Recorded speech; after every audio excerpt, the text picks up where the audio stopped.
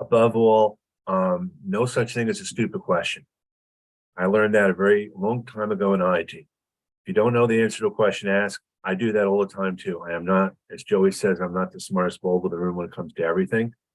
So, Brenda, I'm happy to do what you want me to do. If it's monitoring the chat, if it's me to keep talking and talking and talking and talking, whatever works for you. You're perfect. I think we're all set. We are now streaming on YouTube. Yes, this is public. So someone had messaged in chat, is this public on YouTube?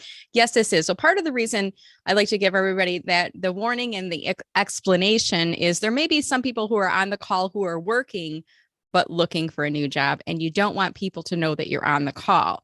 If that describes you, go to your video panel where you see yourself, click on the 3 dots in the upper right-hand corner of your little video square panel thing. And then you should see an option that will say stop video, or you can either go down to the panel on the bottom, and there's a little stop video icon. I'm going to try mine right now. When I click on stop video, it's not going to appear in the YouTube that's going out there. So that's one way of doing it. And what I'm going to do right now, I'm just going to do a quick video settings. And there's a way that I wish Christopher Johnson was on because he can help me out with this quickly, where I can hide videos, hide non-video participants. There it goes. Okay. So now I've got everybody off as non-video participants. They won't be appearing out on the YouTube video that is public.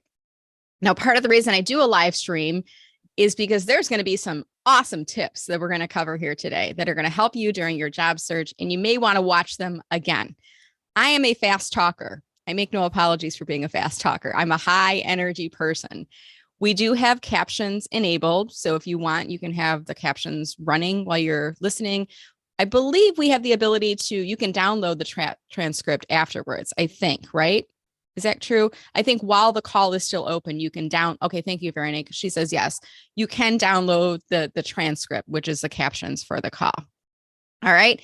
And I think we're going to go ahead and get started doing a quick check to make sure that nobody is emailing saying I can't get in.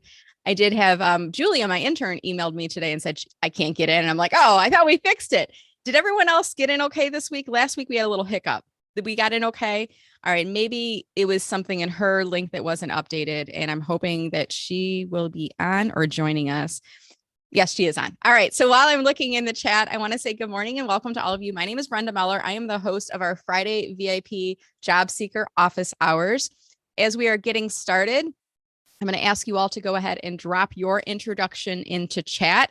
If you are brand new and joining us for the first time, I want you to put the word new, first of all. Just put new in chat right now so that we know that you're new.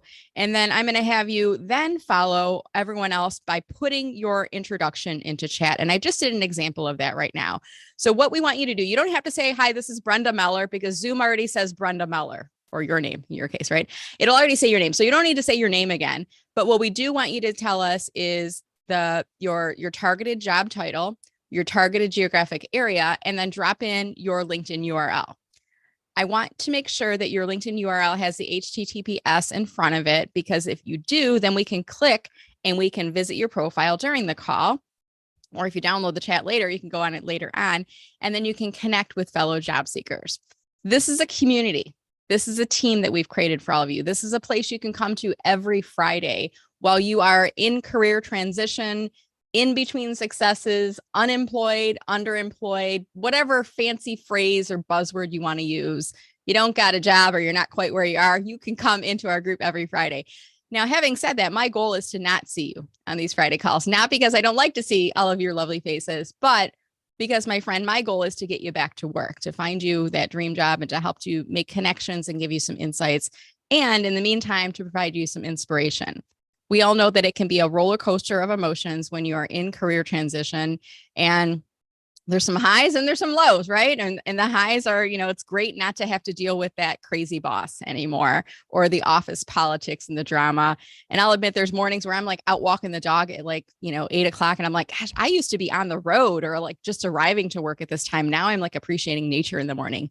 And we've just come out of a holiday period. It's been a crazy time with the pandemic and everything going on in the world.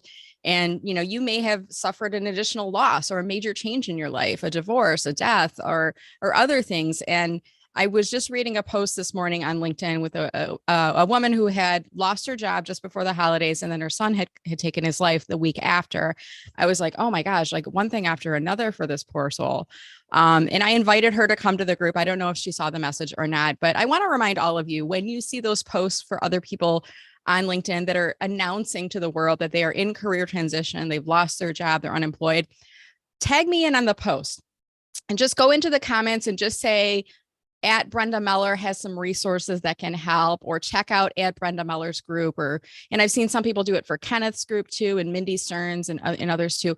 If you do that, it's kind of like your wink to me, and I'll know that means, hey, Brenda, check this out. And I'll look at the post, I'll see that they're unemployed, and I will reply back with an invitation to come into our Friday group. Okay. So all of you can help the others that are out there not feel so alone, not feel like you're an island and just floating. It's weird, isn't it? You go from one day being a team member where you're given instructions and guidance and everything, and then all of a sudden they cut you loose, right? And you're like, now what do I do? And it's a bit jarring. I miss the social component sometimes of having a team to even just to go around the coffee maker together in the morning. Hey, how was your weekend? How's your dog doing? How's this and that? I miss that. And I wanted to create that through our Friday VIP group. So that's a bit of what we do here. So some housekeeping reminders for all of you. If you could please keep yourself muted unless you're called on. And if you would like to contribute to the conversation, I want to ask you to use the raise hand feature. We're going to test it out right now so you all know where that's at. In your bottom menu bar where you see the little reactions like the smiley face guy, if you click on that, there should be an option to raise hand. And you can see when you raise your hand, it's like a high five to the screen. That stays up until you click on lower hand. So that will help me to see that, yes, you want to contribute to the conversation. This is one of the challenges we have with Zoom, is really only one person can talk at a time. Otherwise, we're kind of tripping over each other and nobody can hear the conversation. So out of respect for the others in the group, keep yourself on mute and then wait, if you could, to be called on, and we'll call on you and get a really lively discussion going. So if you figured out where that raise hand is, you can lower your hand for this point in time. All right. Do we have anybody who's brand new coming to us for the first time today? If you are new, go put new in chat right now. I see Miguel is new. I see Colleen is new. I see Lynn is new. I see Emma is new. Lynn says you had an issue joining this morning. Lynn, I'm glad you found us okay, and hopefully you figured out the workaround on that. It was more steps. I had to use my Zoom account. Okay. So we still haven't quite figured it out. We're at 37 people. So I think we're okay now. Link worked for me. Okay, so I think we got everybody in there. So for the new people, I want to say welcome. And you might not be glad to be here because it means you're unemployed and in career transition, but maybe you're happy that you found a community of people that you can surround yourself with. And my goal is by the end of the call, you will have smiled, maybe laughed at something. You will have gained some new insights. You will have made some new powerful connections. So you're not going to feel so alone in the job search process. All right. So the format we go through, we will cover some in the beginning. I'm going to have my all-stars, my helpers, do introductions of themselves. We're going to do that in just a minute. Then we're going to move into a topic for the call. And I want to talk about the topic of posting and commenting and tagging on LinkedIn today. I want to give you some etiquette and some guidelines as it relates to the LinkedIn algorithm that's going to help you out. Okay. Then we're going to move into questions and success stories. You don't have to wait till the end. If you have a question or a success story, you can go into chat right now. If you have a success story, type in the word success in all caps, and I'm going to show an example of that right now. I feel like I'm in a spelling bee, SUCCESS. So if you have a success you want to share, type in the word success in chat right now, just like Sandra did. A success might be, I got a job. This is my last phone call, right? It might be, I've got an interview. It might be, I'm negotiating salary. It might be, I've got 2 interviews. It might be a recruiter finally reached out to me and responded, or something. Like anything that you deem to be a step on the path of success, we want to hear about it. And we're going to ask you to briefly share your success story as well as advice for fellow job seekers. If you have any questions, I want you to go into chat and type in the word question in all caps. And I'm just going to do an example. I want you to type out the full question. I'm going to say, question, are you drinking coffee? I'm just typing an example of that. Yes, I'm drinking coffee in one of my favorite mugs. I don't know if you can see this. Let me see if I can pull it up large screen mode. There's no lemon so sour that you can't make something resembling lemonade. One of my former interns got this awesome coffee mug for me. Yes, I'm drinking coffee, but the part of the reason I want you to type in the question with the full question in there is in case we can't get to you today, there may be others on the call that can help to troubleshoot and answer your question for you. Okay. I don't want you to leave feeling like, oh, they didn't get to my question. By putting that in, that will help out. All right. So I'm going to call up my all-stars to introduce themselves. We'll go in this order. Kenneth will be followed by Mindy. Are you able to join our all-star lineup today? Sure. All right, perfect. And then I think I saw Joey in our group today. Joey, are you able to join us in the all-star lineup? I am, Brenda. Thank you. All right, wonderful. And then I think I saw Jude as well. Jude, are you able to join us as well? Hey, Jude. Yes. Oh, there we go. I love when she doesn't unmute right away because I get to sing a little bit of the song. All right. So you will go in that order. I've forgotten the order already. I know it was Kenneth and Mindy. So I'll let you remember what the order was after that. Oh, and then I see also we have, it says career transition, Jay. Jay, are you able to join us too? You're muted. You're good? Okay. All right. So we will go in that order. Jay will be last and then it'll be back to me. So Kenneth, go ahead and introduce yourself if you could, my friend. Hi, good morning, everyone. Kenneth Lang here from Wayne, New Jersey. I met Brenda a couple of years ago. We've been networking ever since. I run a job search group here in Northern New Jersey, and we do Tuesday LinkedIn Lives. And Brenda, I'm so happy to announce that Jay and I we met in person again. We did our first in-person networking event this past weekend at the Wayne Library. And I would say, if nothing else, everyone has to go out there and start to meet people again, get out there and engage. This is a great place to engage. We all share our experiences, and we all have pretty much been in a similar situation. So I'm happy to help. I have my LinkedIn URL there, but above all, I love Brenda's comment. If someone is looking for a job and they're out there, not only post about us, but if you have something you can offer them too, tag yourself or let them know, because just because you lose a job, you don't lose your skills. You don't lose everything about you, and you never know who's going to know who. So thanks a lot, everyone.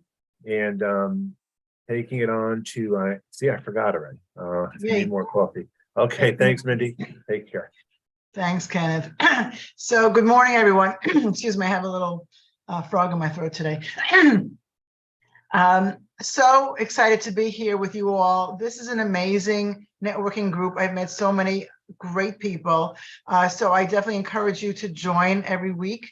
I host also a career search community. We call them the accelerators. We've been around since 2020 when we knew there was a need for people to gather together, and we use the Zoom vehicle as well. And of course, LinkedIn. So every month I host an event. This past week we had a fabulous speaker. Many of you were on the call that spoke about how when you go to your interview, you need to differentiate yourself by speaking from the heart.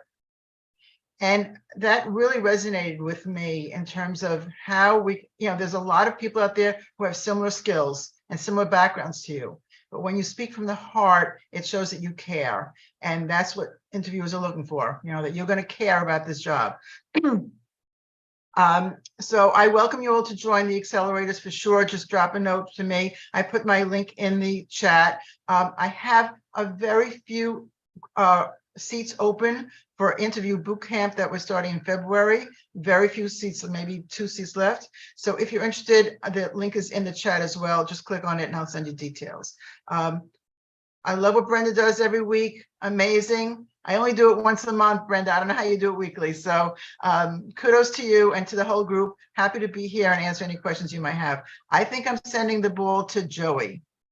Yes, you are. Thank you, Mindy. Good morning, everyone. So I have been presenting to job seekers and unemployed professionals for the last 20 years, teaching them about selling themselves in the job market, how to maintain a positive mental attitude, and visualizing their success, if you will, in the job search. I've written a book about it as well, and I've joined these calls because it's just another way to reach out to people who are unfortunately in a situation that they are right now looking for work. And so I have, I'll be your Jiminy Cricket. I'll be your conscience. If I hear you starting to spiral downward, I will snap you back out of it and give you a little I don't know how to say it without being politically incorrect, a little shot in the tush, if you will. So anyway, that's my story, and I'm sticking to it. Thanks.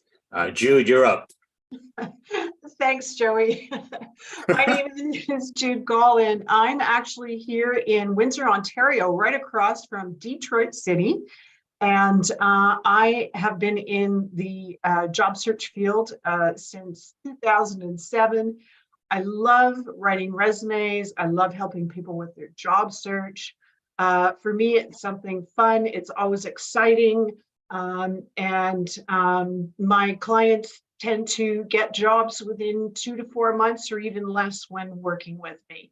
I'm really grateful that Brenda has given me the opportunity to share my experience on these calls, and just happy to be here. If you'd like to connect, please do. I'm on LinkedIn. I post regularly, and I look forward to today's meeting. Thank you. I believe I'm next, right? Hi, I'm Jay Colin. Very glad to be here, and I so appreciate Brenda pulling us all together. And I want to tell you, it was great to meet Ken for the second time, and he runs a wonderful group. And if you're anywhere in northern New Jersey, I took the bus from Brooklyn, and it was worth it. I had a great time, and it was great to meet people. So I would absolutely, it was a reminder to me that it's really helpful to meet people in person. And I would take advantage of the beginning of the budget year. There'll be professional association meetings coming up in the next month or two. Think about your local networking groups. Get out there and talk to people and listen to people.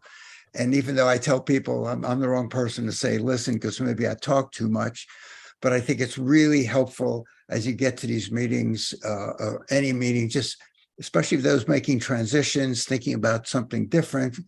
Talk to people, ask them about their work, what they love about it, how they got into it.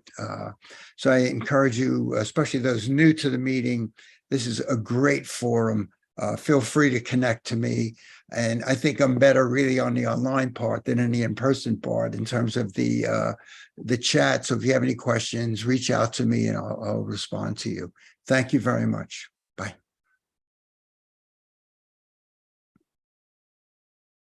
There we go. All right. It was like Jay was just doing a phone call and he's like, all right, goodbye. All right. Thank you all, and delightful introductions from all of you. I'm going to share my screen right now because I want to remind everyone on the call to join our VIP Job Seeker Resources group on LinkedIn. And you may recall last week, if you were on the call, I talked about the fact that this is the place that you can go if you're ever having difficulty accessing the Zoom call. I kind of talked about like the family analogy. If you have a fire at the house, the family agrees that they're going to meet at the flagpole 4 houses down so everybody can meet in a safe place. That's the safe zone that you can go to if you're ever having difficulty getting in on these calls, because once we start, I don't check my email as frequently. And inside the group, we also have our group members sharing a lot of great information. The post at the top is a pinned post. I'm going to put the link in chat to that right now. And I'm going to ask you, if you haven't already done so for January, to please go on this post and introduce yourself inside the group. You can see inside the group, we've got, gosh, what is it? 778 members, and not everyone's on the call today because we've got about 44 people with us right now.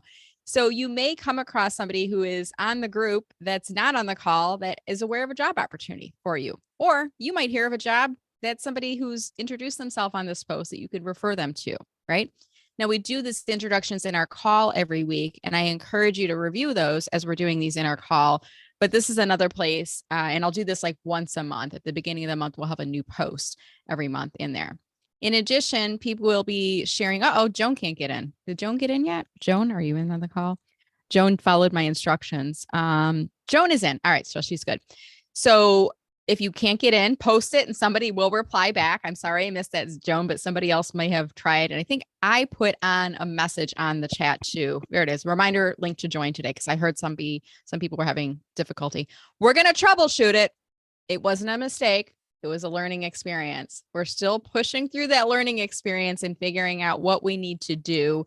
And as soon as we figure it out, we will let you all know. But in the meantime, I believe there's a workaround, which is you need to log into your Zoom account, or you need to put in the meeting code, and you should have all of the instructions on that now. look inside the meeting invite, like inside the calendar invite, and it's in like the body of it. All of that information is in there. But if you get stuck, go to the flagpole. The group is our flagpole. This is the place that you can go where you can find all of that great information. All right. And I want to say good morning and welcome to all of you. You heard from the All-Stars. These are the fellow experts and career coaches and consultants and LinkedIn folks.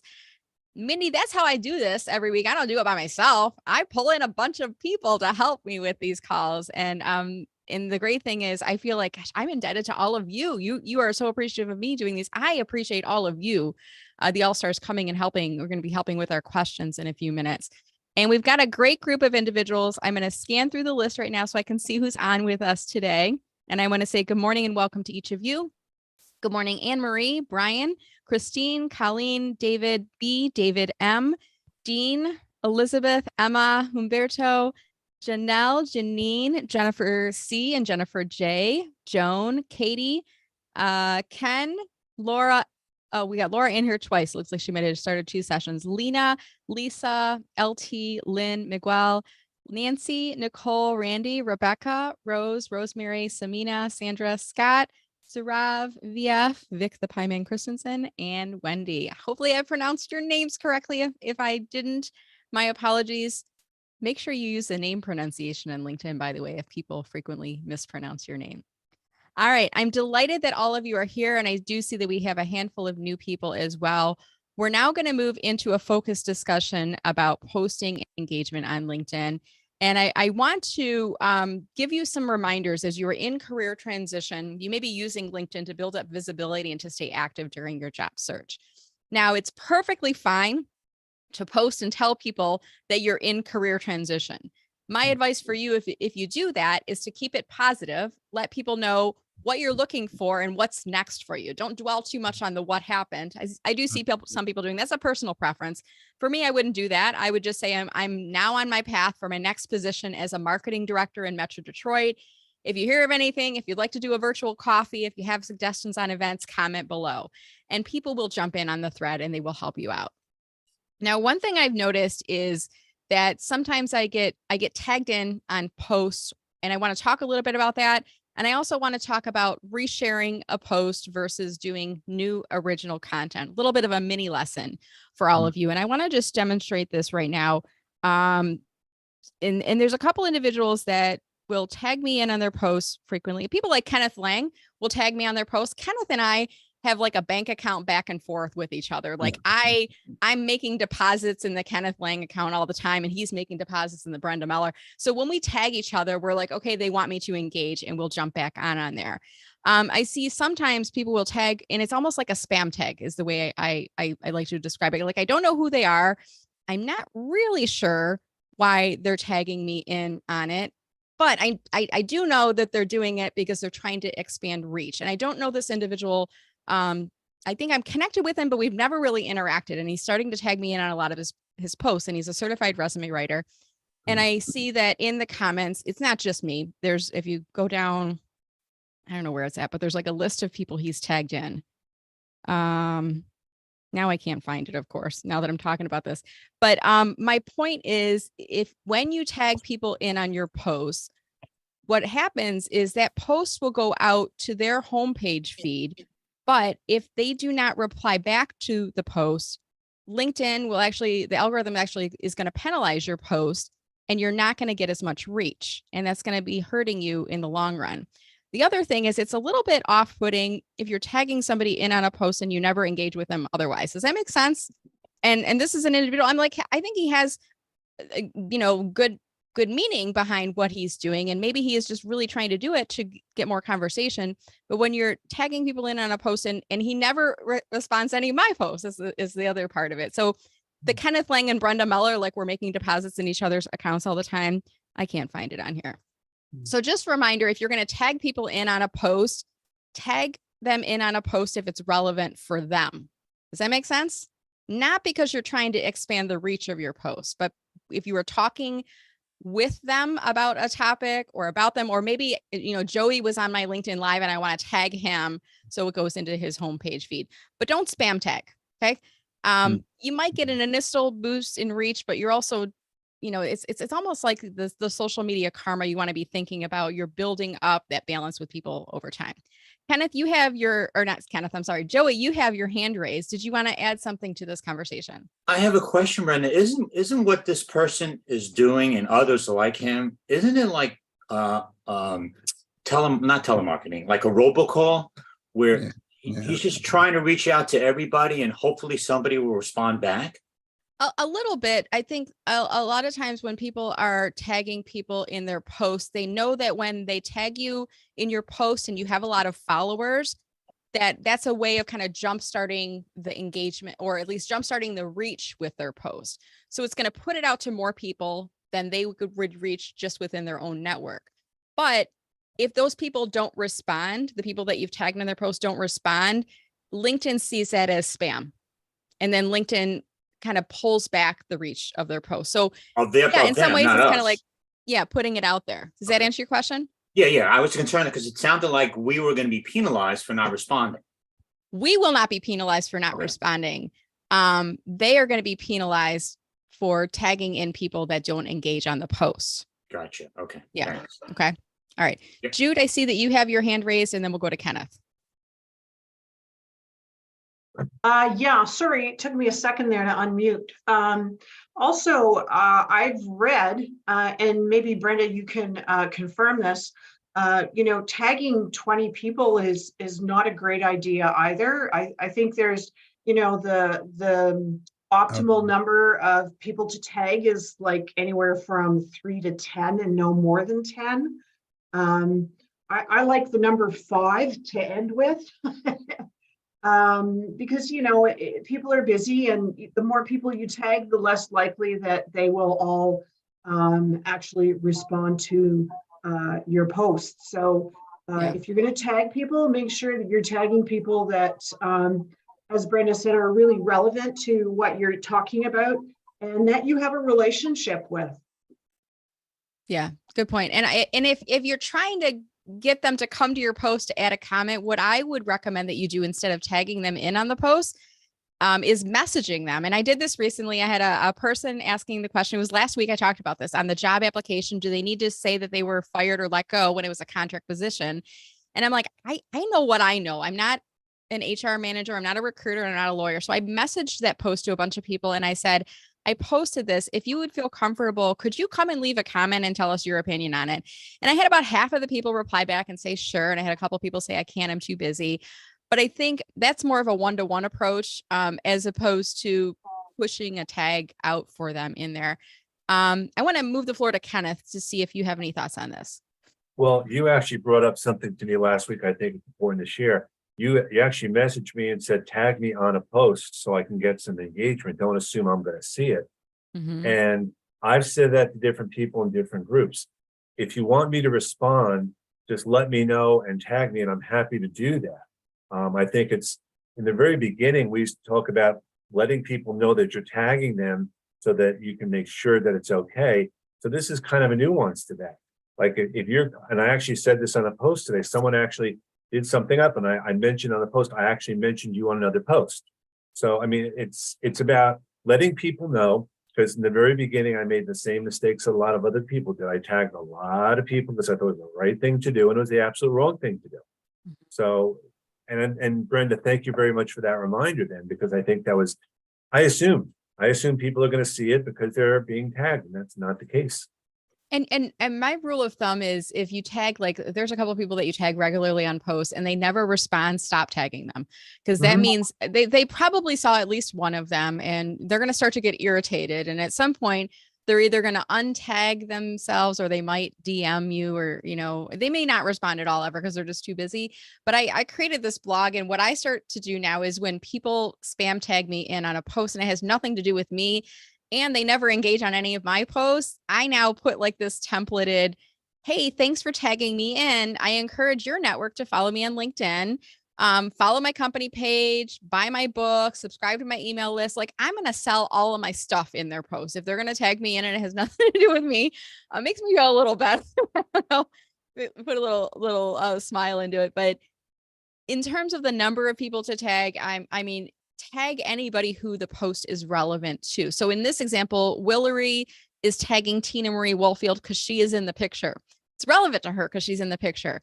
But don't just tag people in on the post because you're trying to get reach. Tag if the post is about them, or if, you know, they're in the photo, or if somehow it's relevant to them. Otherwise, I would use the DM approach, like sending them the message and saying, hey, I thought you might be interested, would love your comment on the post. I would prefer that one-to-one. And you might say, well, Brenda, that takes too much time. Well, yeah, but if you want to get them to engage, you don't spam tag them. You like ask them one by one. I think you'll get a better response with that. So hopefully that helps you all out. The other thing I want to talk about is original content, creating your own original post versus resharing. And I'm going to try to find a reshare in my homepage feed as I'm doing this technique right now. Company pages are a little bit different, so I don't want to do a company page reshare. But generally speaking, when you post on LinkedIn, LinkedIn as a network prefers new original content. That means going into the box at the top of your screen and starting to type in messages as opposed to resharing somebody else's posts. I saw one there, but that was a company page, which the rules are a little different on company page posts. So give me just a second to find this. I'm not finding one. So let me just try this. I'm going to try this with Meryl. If I click on repost and I click on share with your thoughts, it's going to get me to this.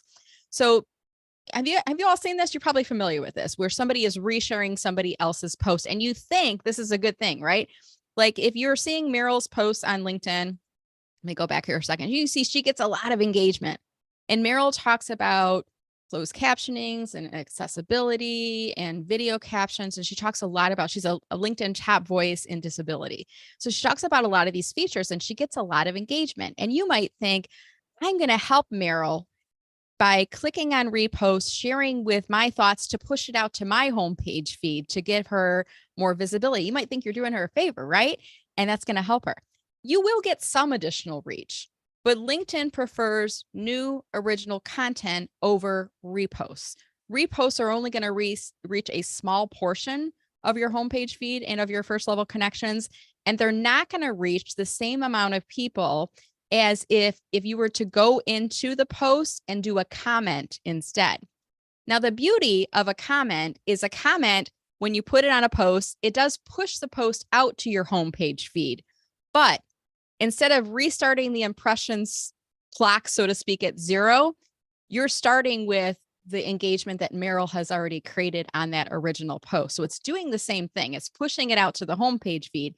It's helping Meryl to get more visibility for her post, but you're not getting hit with that repost penalty. Okay. Does that make sense? And does anyone have any questions? If you have a question, raise your hand, or if any of my all-stars want to add anything to that, please raise your hand and I'll call on you. I'm going to just, and I do this a lot when I see a post that I think is getting a lot of impressions and I want to spread the word, or I think it's really interesting. I'm just going to go into the comments and I'm going to type in something like this, adding a comment to help spread the word. I always do 5 or more words, and I don't want it to always be the same thing all the time. So I might say, you always post such helpful tips. Thank you, Meryl. So I might put something in so she knows I actually did read it. Then I'm going to click on post. I started doing this technique recently, posting my comment first and then liking the post, because I have heard that the algorithm weights comments heavier than it does likes. And this is, I think, was from the Richard Vanderblom algorithm report. So if you put a thoughtful comment first and then do a like or a reaction next, that actually helps the post a little bit more. So I do that 2-step technique in there. All right. I thought I saw a hand come up. Was it Joey's, or am I misunderstanding? No? Okay. Maybe it was somebody else. All right. So a little bit of, LinkedIn mini masterclass, if you will, today, talking about tagging and tagging when it's relevant, not spam tagging people, and also talking a bit about getting the most engagement with your posts. And by resharing other people's posts, it's better to comment on their posts than it is to reshare them out. Okay. Hopefully you found that helpful. What I want to do now is I want to shift into success stories and questions. I'm going to scroll back up to the top, but I want to see if anybody would like to volunteer to help me out with this, because I'm going to lose track at some point. If you'd like to volunteer to help out, You can put yes in chat right now. I guess that'll be the easiest way. Just put the word yes in chat right now, and I will call on you in just a second here. While I'm waiting to see if anything comes in there, Sandra, I think I saw your success story go first. So Sandra, I'm going to call you up on the virtual stage and tell us what's going on with you. We'll give her a second to unmute herself. Are you there, Sandra? Oh, we're still not hearing you. Are you in? Did she drop off? No, she's still here. Okay, it looks like her video is muted and her sound is muted. So we'll give her just a second to see if she can come back on here. She can't comment because of privacy. Sorry, I'm unable to comment because of privacy, she said. Oh, no worries. Okay, we'll move on to the list. Thank you so much, Mindy, for saying that. Anne Marie has a question. Anne Marie, are you able to unmute yourself? Yes, I can. All right, wonderful. I see your question. Should you customize your resume for each job you're applying to? Is the question? Yep, that's the question. You know, I've done this in the past, picking out keywords that are in the posting, adding them to my resume if they're not already there, and of course, only if they're a good fit.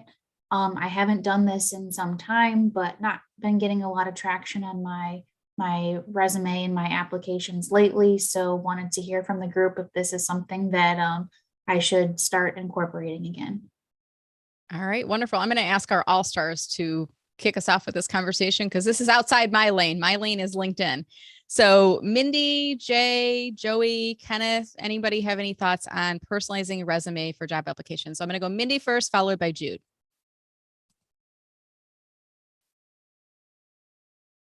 Oh, you're muted, Mindy. I can't hear you. Who am I speaking to? I lost track. Who's asking the question? I'm sorry. I believe Anne Marie. Yeah. Anne Marie. Okay. I can't see her face. That's what. Okay, great. So my perspective is that yes, your resume should relate to the job that you're posting for, 100%. Some people have more diverse skills, and so might be applying for many different types of jobs, and then it's even more critical to make sure that you are focused on the job that you are that you're applying for, right? Some people are always apply for the same, let's say, product manager jobs, and so this resume is going to be similar for all of them. But I definitely recommend completely understanding that job description, looking at the words that are in the job description, because that is gold for you. They tell you right in the job description exactly what they're looking for. And so use those words for sure. And if they're not in your resume, you may want to think about, gee, if I'm a product manager and I don't have a lot of those keywords, then maybe there's something, you know, I need to fix about my resume. So absolutely. Got it. Thank you. All right. Jude, you are up next. And then Joey.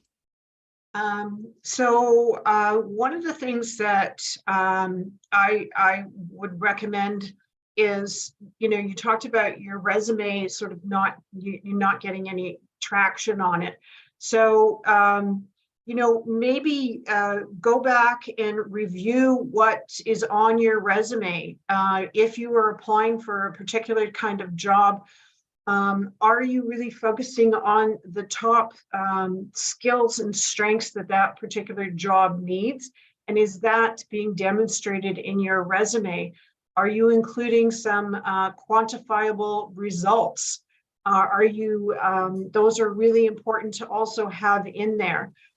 Because if you're applying for one type of job, as Mindy said, if you're, you know, going for a project manager job, it's not really, your skills and your accomplishments aren't really going to change a lot. So maybe that's, maybe the resume itself needs some tweaking and some strengthening to demonstrate your skills for the position. And then it's just a matter of maybe changing a few different words here and there to tailor it to the specific job posting that you're applying to. That's it. All right. Thank you, Jude. Appreciate it. And it took me a little bit to get the videos loaded. This is where I missed Christopher Johnson because he always did a really good job of helping me with that.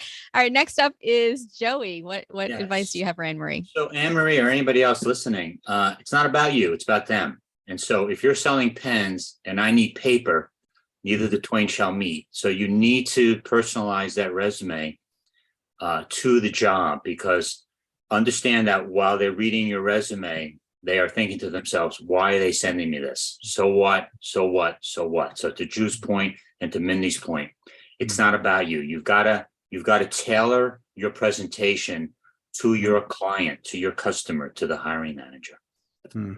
Thanks. All right. Thank you, Joey. Jay, you are up next. Sure. Just, resume, of course, is important and it should speak to the job. I think it's helpful. And we talked about this in Ken's group this week about having a cover note that directly addresses the needs of the job in a way that Joey says. And the great thing about a cover note, it can be a little bit more personal, and it can talk to how how you work, how you get things done besides the deliverables that we have in a resume. At the same time, don't just rely on a resume to get into a company. If you have any experience, and I'm sure you do, you've worked with vendors, you have former colleagues, you have fellow alumni from different companies and schools. It's people who will get you into a job, and that's how you differentiate yourself. Find someone at the company, and there are all sorts of things that Ken and Brenda talk about how to use LinkedIn to reach out to people at companies. But I think resume, of course, has to be good, but it would be conversations that might lead to you getting the notice at the company and help you stand out from the hundreds of people who might be applying. Yeah, love it. Thank you all. That was very helpful. Right. Wonderful. Jude, is your hand raised again, or was that from earlier? Oh, I'm sorry. Okay. Yeah. No problem at all. I just wanted to make sure I didn't miss you Right. on there. So thank you, Anne Marie, for asking the question. And by the way, I want to remind you, this is your office hours. For everyone who's on the call, this is your opportunity. If you do have any questions, if you have anything you'd like to share with the group, that we can help you with, please feel free. Don't feel bad. Don't feel like, oh, I asked a question last week, I can't ask another one this week. Totally fine to ask questions. All right. I think going through chat, I saw Rebecca was going to be my helper. And Rebecca, I'll call you if I lose track. I think the next one I saw was Janine, and you had two questions, Janine, for us. So are you able to unmute yourself, Janine? Give her a second. Okay. Do you remember what your questions were? Because now I'm having a hard time finding them inside chat. Well, I know at least one of them was related to your commenting on tagging people, and I'm not a social media expert. So I wonder if you could explain the difference between tagging and hashtagging. Absolutely. Thank you for asking that, because this is actually a very common question. The most common question I get about hashtags is, what's a hashtag?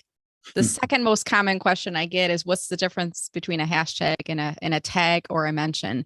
So I want to demonstrate this actually right now. I'm going to go to the top of my LinkedIn. Actually, let me just click on the in symbol because it'll pop me up to the top instead. And I'm going to click on start a post as just to test this out. I'm not actually going to post this live.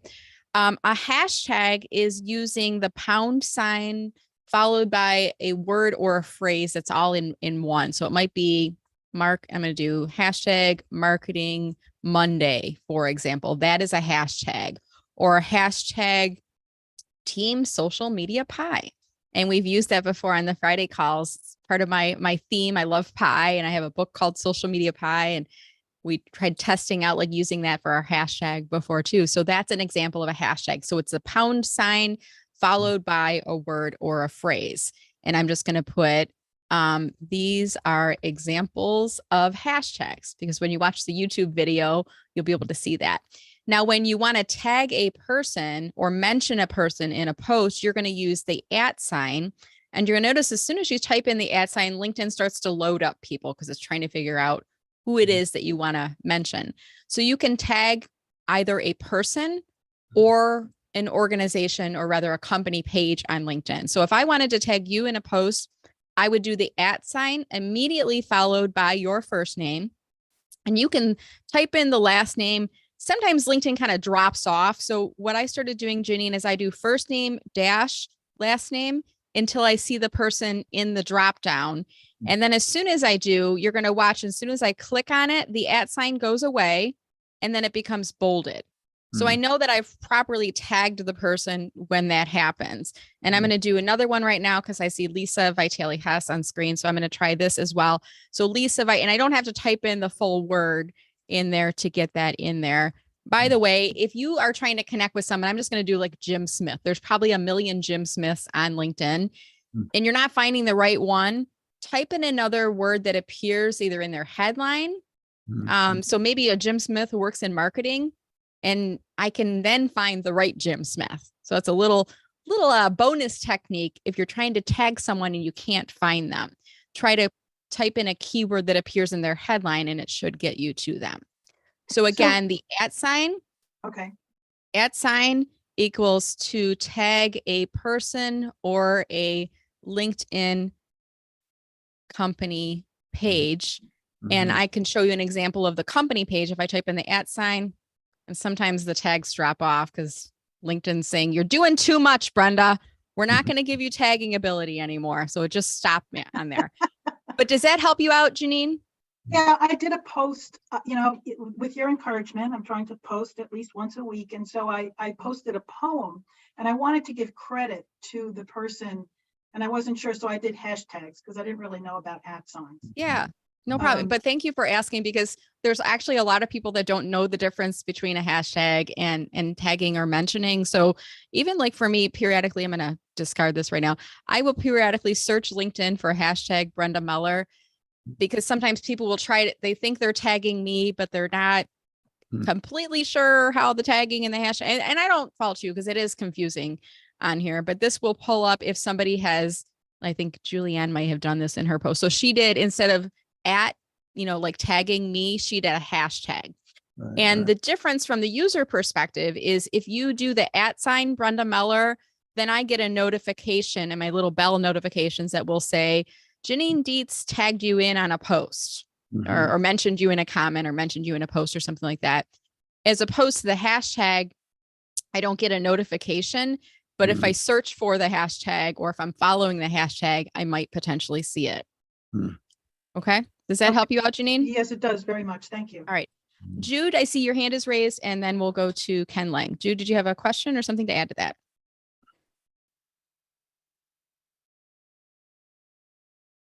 You might be muted, Jude. Not letting you. She looks frustrated. Uh-oh. Okay, I'm going to go to Ken Lang. Oh, there you go. You got it. All right. Sorry. You're fine. You're fine. I just have to remember to lower my hand. Oh, you're all set. I thought it was a new. Okay. Ken Lang, Michigan. This is a different Kenneth Lang. It's not a person posing as our other Kenneth Lang. Ken Lang from Michigan. Did you have a question or something to add to the conversation? This actually goes back to a little bit earlier in the conversation about the resume formatting, and I've seen numerous times where it's recommended when you submit a resume, you attach the cover letter as the first page, and save the document appropriately and so forth. My question is, if you're applying to position online and you do that, will that mess up the automated software that picks through your resume and at the company and looks for keywords and all of that? So the question is about naming your file. Did I understand? No. So if I apply for a position online and I send my resume in and I put a cover letter as the first page of the resume, will that mess up the automated software scanning that companies use? Okay, I'm going to ask if any of my all-stars can answer that question because I don't know. Joey, you're shaking your head no. Do you want to? No, because I think what happens, Ken, is that when you submit your cover letter, it's a separate document from your resume. I suspect I've seen that in several instances where they ask you to submit either a portfolio or documentation of some kind. So it's usually a resume, a cover letter. They're separate documents. I think I have never heard anybody putting in a cover letter that messes up their resume. Oh, okay. Well, so I'm saying I've seen advice, even I think from Jude, where when you submit a resume, the first page should be your cover letter, followed by the resume. So that's one document. Question is, if you put that, send that in online, will their automated software know that that first page is your cover letter and be able to pick apart the resume? The system's not reading cover letter versus resume. The system is looking for words and language. That's what it's in. So don't format it. Don't put in fancy schmancy emojis. Just put in words. And that's what the system is doing. It's just like that. That's why, to Jay's point before, when you submit a resume online, you're just a piece of paper with words. You're just one of gazillion applications or gazillion applicants. Find somebody that you know who works in that company, or know somebody that knows someone who works in that company. And then that resume, your physical resume gets handed to somebody. And now you've raised your capital, you've raised your ability, and you've raised your visibility. So don't get hung up on that. That's just one small way to get into a company. Everybody listen, if you count on the system and your resume and cover letter to get you a job, you will be on this call ad infinitum. Sorry. All right, we got some enthusiasm on that one. Laura or Jude, did you want to add to this question, or is this something different? Okay, I see Jude saying yes. So Jude, what did you want to add to this? So I'm just going to say ditto to what Joey said. The cover letter is just a bunch of words, and the ATS will look for specific words that the person at the company puts in there. Just like when you do a Google search, you put in specific words, and those are the things that come up. That's the same way that the ATS works. Most applications will allow you to put the cover letter and the resume in one document. So I wouldn't worry about that, Ken.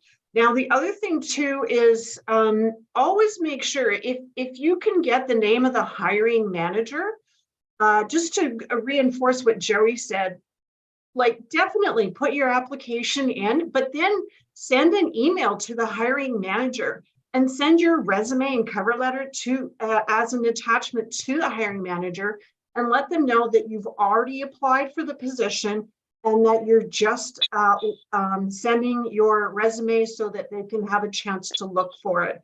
Oftentimes that will indicate that you are a serious candidate, and they're more likely to take a look at it.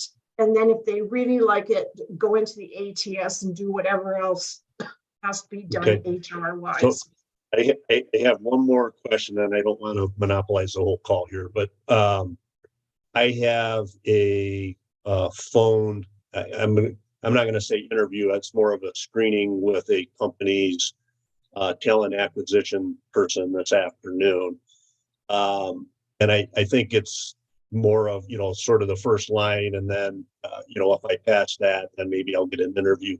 Is it fair game to ask her who the hiring manager is so that I can connect with them on LinkedIn? Sure. I mean, what have you got to lose? The worst thing that can happen is she'll say no.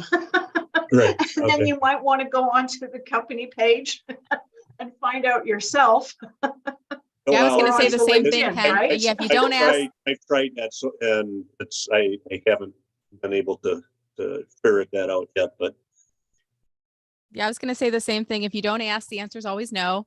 And all they can say is, no, we don't give out that information. You can say, okay, I understand. Thank you anyways. And then you move on. And I mean, you want to respect their wishes. If they say we don't share that, I probably wouldn't push too hard to try to figure it out, because I feel like they've already put their hand up and said no. And I probably would try to find other employees at the company to connect with, because I want to become familiar with them. But that's just me. So thank you, Ken, for the questions. If it's okay, I'm going to keep us moving here. Okay, I did see, let me just take off the spotlight here. I miss Christopher Johnson when he's not here, because he does such a good job of spotlighting.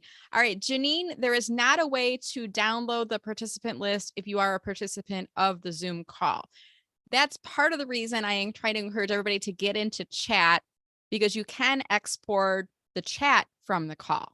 Okay. So if anyone has, even if you've just said hi on the chat, you can see the names of the people who've been on there, as long as they keep their full name on there. The other thing is go into the LinkedIn group, because if your goal is to try to connect with more people from these calls, we've got like almost 800 people in my LinkedIn group. I'm going to ask Julia, my intern, to please put the group link inside chat again, and I will admit new people to come inside that group. Reminder, that is a private unlisted group on LinkedIn. Private means it does not show on your profile, and unlisted means you can't find it from the group's directory. You can only find it if I've given you the link. And I do screen people in to make sure that the bright people are in the group. The job seekers are in the group. Okay. All right. Nicole has a success story. And by the way, we're probably going to go about 10 or 15 minutes over today, just to let you all know, because I want to get through. We've got 3 more questions after Nicole. I have Brian, Miguel, and Colleen I want to get to as well. So let's go with Nicole. You've got a success story for us. Are you able to unmute yourself, Nicole? Yes, I am. So basically, you may recall a while back, I did a post telling people that I was in between successes. And I actually thanked Brenda Meller in the post itself and what's it called? Tagged her in the post because I wanted people to check out her page and that sort of thing. And also because I just wanted to thank her because she had given me the tips in one of these VIP calls to do the post. So someone actually liked and then commented on my post, and it showed up in their feed. Well, based off of that, there was a recruiter that contacted me, and then she said, oh, I don't have anything that you would be able to find useful, but I know somebody who would have positions that would definitely be able to use your skills, and that's local. And so she connected me with a account manager for a temp agency. And then he then turned around and connected me with a recruiter at his agency. That recruiter then turned around and contacted me about a position and submitted me for the job. And so before the interview, apparently the hiring manager went onto LinkedIn, found my LinkedIn page and reviewed my resume, and apparently got a whole slew of notes based off of just this. The interview was unlike anything I've ever had because she only asked me 3 questions because she had so many notes on me already. She said she was able to get a complete picture of who I am as a professional from my LinkedIn page, which just blew my mind because I'm like doing little tweaks on it here and there. So I was like, yeah. So I was supposed to do a second round of interviews after that one, but she decided to forego doing that and made an offer instead. And I got that offer literally 15 minutes before I started for another Zoom interview that I had scheduled that day. So it was so weird because basically I ended up getting a phone call, right? Like, I'm like checking the lighting and everything for my Zoom call that I'm about to get on for that other interview. And then they were like, yeah, we want to make an offer. But I was like, I'm still going to do the interview just in case, because you never know what could happen. You just never know. So I did go ahead and do that other interview as well, which actually went pretty good. But yeah, at this point, I'm trying to do the onboarding, and there's like a gaggle of paperwork, which I'm used to, but there's also like this weird hiccup thing happening with my I-9, and that's driving me nuts. So I'm trying not to like stress about it because I'm a really anxious person and have a tendency to panic about things in advance. Oh, well, that is awesome. I am so happy. There's so many gems and nuggets that you just shared with us through that process, Nicole. I mean, I know you've been making incremental changes. I'm gonna guess partly. Oh, I used your book. Okay, good. So, buy my book. Julia. Yes, she had a lot of really good stuff on there. But seriously, I know it's not just me. I know there's advice from so many people that you've learned from, but I talk about this concept all the time. The fact that I don't know which opportunity is going to lead you to a job, because really it's like the planets all have to align. The position has to be perfect for you. You have to be perfect for the position. You've got to gel with the interview team, and there's so many things that happen. But if you have an optimized profile, if you're active on LinkedIn, if you're demonstrating good professional etiquette, if you're growing your network, all of these things are planting seeds across LinkedIn and across your connection network. That's going to increase your chances that you're going to find a job faster. Yes. In this case, I mean, I found that it was really important because it wouldn't have happened had you not It's Exactly. I mean, if your profile was flat and it wasn't very descriptive, they may not have brought you in for the interview. And then what I heard you say is Yes. they decided to forego the second interview because they had so much on you already. They were like, yeah, we want her. She's perfect. Right? Yes. So Yes, it was so many great crazy. things in there. And So I can't stress enough making sure that you update your page as much as possible too, because yeah. when I did the interview for the other company, even though I got the offer, even he sat there, the first thing he said was, going through your LinkedIn page, I was able to get a really good idea of you outside of just your resume. Mhm. And that was what I was going for, because my resume gives a bit of a story, a very long story, but it gives a bit of a story. And then I wanted to also let them see a little bit of, personality in terms of what it is that I do, breaking it down, because a lot of people will say, oh, a coordinator is a coordinator is a coordinator. But, there are tidbits that you can do and things of that nature. And so I'm also planning on putting a video in there at some point too, because I do like to make sure that people get a chance to see my personality. So do you mind if I pull your profile up on screen right Yeah. now? Okay.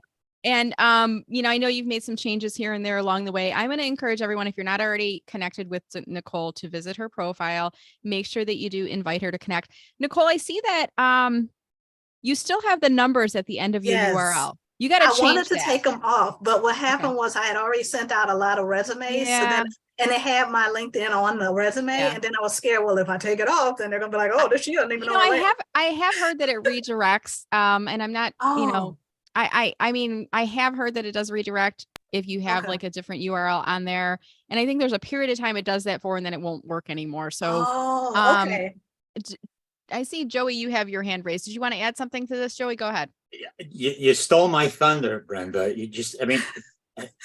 Everybody on this call, if I may, when we're done, go back to the YouTube and listen to Nicole at a slower speed and write down every other sentence. Same. I'm your people. I talk fast too. I'm saying, I don't want you to miss the nuggets that she has spilled for our benefit. And a lot of the things that are in Brenda's book and in my book, if I may be so bold, a lot of the things, it's sales 101.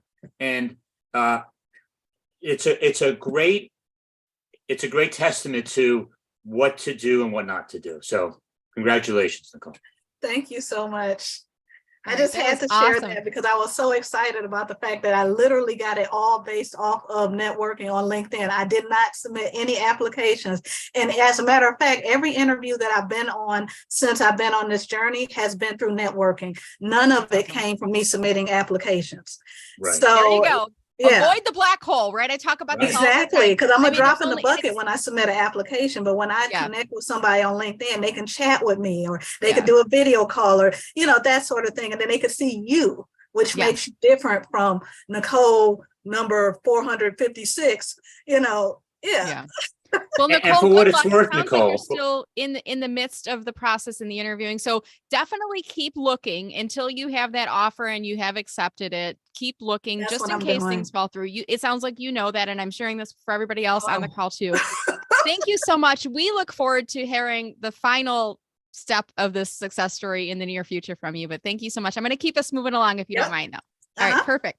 Okay. I see Brian had a question about holiday greetings. Brian, I think your question was how many people can you send a holiday greeting message out to before you get blocked by the LinkedIn jail, the police, right? Is that correct, Brian? Yeah. Or just a really quick aside. I've been on lots of calls and in and out of job search for a long time. I got to say, yeah, Nicole, you had me at between successes at the beginning. And then after that, it's like, oh my God, I finally started remembering that Paul Newman movie. I think it's Paul Newman, The Natural. She's not good. It's her DNA. It's incredible. Yes. Yeah. Wow. Robert Redford. But yeah, just incredible. Nicole, you got futures wherever you want. Plus you're a data person. Holy cow. It's hard to find numbers people who have that energy. So thank you. Yeah, basic question is how many either identical or almost identical messages can I send out to my contacts without getting tossed in jail? Okay, I'm gonna answer the question for you correctly, but then I'm gonna give you kind of the etiquette answer as well. if you're connected to people, I don't think there's any number of messages you can send out. If you're doing it manually, you can send out as many as you want. I don't think the LinkedIn police aren't going to catch you if you're connected with them already, sending out a one-to-one message saying happy holidays to you. Okay, now if I'm wrong on that, Kenneth or anybody else on the call, raise your hand. I don't believe you'll get caught by the spam police. If you're using automation to send out those messages, there's going to be a trigger at some point. I believe, and LinkedIn might, pull it up. I don't know, but I'm going to get to the real answer because I've gotten a bunch of these, Brian. And I was talking to somebody about this last week, and I'm like, I never hear from these people ever. And I look in their messaging. They've sent me the happy holidays. Hope you and your family are well. Hey, our company is launching a new printing solution, and I'd love to set up a virtual coffee and catch up with you. Here's my Calendly link. And I'm like, then I scroll up in the messaging history. And then the previous message was, you guessed it, a year ago in January, when they said, happy 2022. Our company is launching blah, blah, blah. And it was like the same thing. And it's like the only time they message me is to say happy holidays. And they never, they're never interacting in the homepage feed with me. I don't think I see their posts. They don't see my posts. So the only message I'm getting is like this, this generic holiday greeting. And sometimes it's just happy holidays, hope you're well. And that's it. And other times it's like with the sales pitch at the end of it. But I honestly, Brian, like if I get these messages and that's the only time I hear from you is the holiday pitch, I'm kind of like, you know what I mean? Does that make sense? Like, I feel like it's a little bit off-putting when that's the only time. What I'd rather see you do is if there are people that you really, if the whole point behind this, Brian, is to restart conversations with people that you haven't talked to in a long time. And maybe you think about it because it's like, we send out Christmas cards sometimes to family members that we don't talk to except for once a year. And that's okay. You get a holiday card in the mail. It's kind of cool. You're like, oh, did they hand sign it or did they use the postcard that's like generic with the labels? And I'm like, okay, it was a cute picture of them and their kids, but I didn't get a note from them, right? Versus the note that I get from my aunt, which is thoughtful. And she's like, love seeing your pictures on Facebook, looking forward to seeing you this summer. I feel like, oh, she, I have a connection with that. So if your goal is to re-engage with people, what I would probably do, honestly, as I go to their timeline, find something they've posted recently and add a thoughtful comment to their post and then message them and say, happy holidays, Brenda. Hope you're doing well. Saw your latest post. Because then at least it feels like, remember earlier I was talking about Kenneth Lang and I have bank accounts that we've deposited back and forth to each other. Then I've made a deposit in their bank account by commenting on their post before messaging them. Does that make sense, Brian? Yep, Okay. makes sense. Thank you. All right. If anyone wants to add to that, please raise your hand. If not, I will keep our conversation moving along. And I believe our next person was Miguel. And I don't recall your question, Miguel. I saw it in the chat and I'm having a hard time finding it right now. Are you able to unmute yourself? Yes. Thanks, Brenda. So my question is, what's your advice on allowing your connections to see your connections list on LinkedIn? Oh, excellent question. So should we show our connections to people is the question. I personally don't mind showing my connections to everyone because of the fact that if you can see my connections, our shared connections, and we're not yet connected, you might be more likely to accept my invitation if we share a lot of the same people in our connections list. There are some individuals, Miguel, that will not share their connections list. And typically there are people in like the C-suite of an organization or people who work in HR, sometimes even recruiters, because of the fact that there are people that will connect with you to harvest your connections list. They'll look through to see who you're connected with, and then they'll try to either sell to them or pitch to them or whatever. And for those individuals, it might make sense to keep it closed. Also, if you're in the C-suite, that's a pretty cool Rolodex you've got there because you're probably connected to a lot of other C-suite leaders on the platform. So they may want to be a little bit more protective of the list. But for the average person, I don't think there's a real risk involved in sharing your connections. I like to show them because I think it does increase the chances of you accepting my invitation or vice versa, and sometimes starting conversations with individuals. If any of the All-Stars would like to add to that, please raise your hand. And if I don't see any hands raised, I'm going to keep us moving along here. All right, we are almost to the very tail end. I'm going to go to gallery view just to make sure I'm not missing anybody. Okay, so that was Brian and Miguel. Colleen, you had a question about making updates to your profile. And I think the question was, is there a way I can not have my profile be public until all the changes are made. Correct. Colleen, are you able to unmute yourself? Did I capture your question correctly? That is correct. Okay. So the short answer to this is technically, yes, you can like put your entire profile into private mode so that nobody can see anything until all of your changes are made. But honestly, I don't think it's a big risk, Colleen. LinkedIn used to push out notifications every time you made an update to your profile. Brenda updated her photo. Brenda updated her headline. Brenda added experience. They don't do that anymore. So notifications don't get pushed out. The only people who are going to see changes to your profile are people that visit your profile. The only notifications that do go out now are when you start a job and you have to click on notify your network, and it has to be in the current month that you started it in. If you get promoted and you have notify your network turned on, if you start or complete education and you have notify your network turned on, or if you, what am I forgetting? I think Kenneth Lang may have dropped off. There's one other thing in there, but it's not everything is my point anymore. Now, if you wanted to hide your profile or put it in private mode, let me show you how to do this. And I'm going to go to my profile because I can't show you from your profile. So I'm going to be on my profile. In the upper right-hand corner, you're going to see edit public profile in URL. You're going to click on that link in the upper right-hand corner. And then on this page, you're going to see where it says edit visibility, and you would turn that to off. Now, if you turn, like if anybody tries to look me up on LinkedIn right now and they're not connected to me, they're not going to see me. I'm like completely hidden. When I turn it back on, you're going to see there's some other things that are turned off, like my photo is no longer public. So I have to go back through here and just make the adjustments to make sure.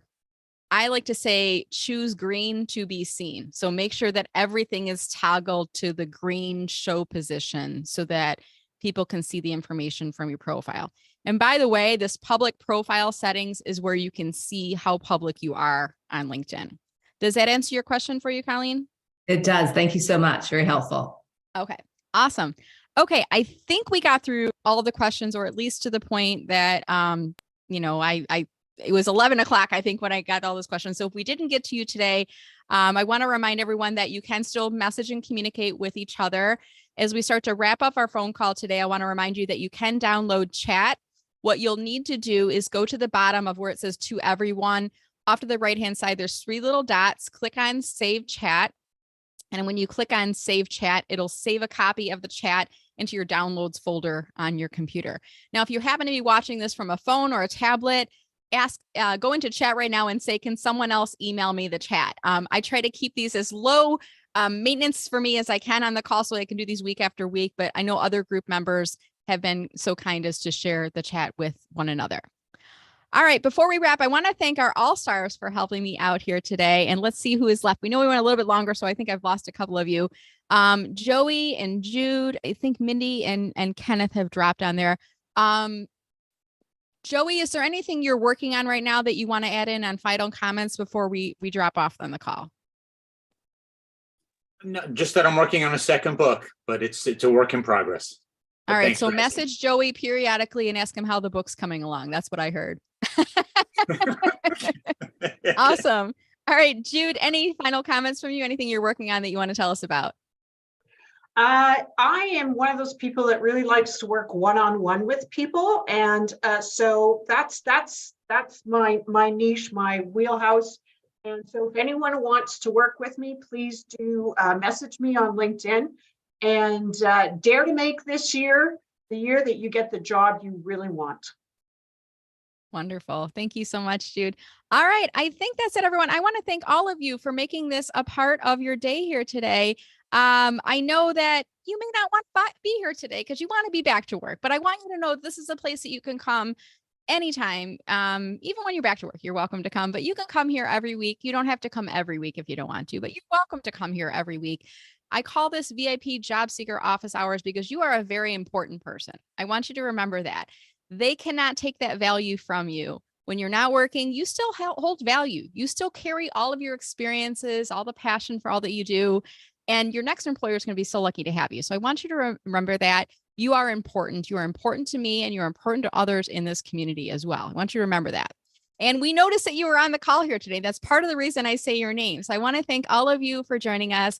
Thank you to Julia, my intern, for helping behind the scenes. Thank you to Joey and Jude and the other all-stars for helping us out here today.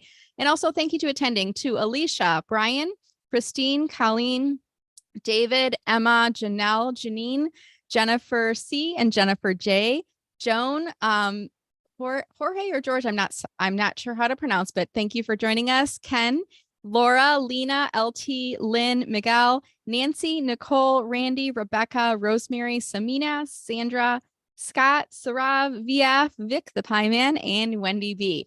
I am delighted that you have chosen to spend time with us this Friday. I look forward to seeing you again next Friday in the call. And I'll remind you that you can watch the YouTube for the playback if you want to review any of those tips for today. All right, I'll keep the Zoom open for about 5 minutes, but I am going to end the YouTube broadcast now. So let me just do that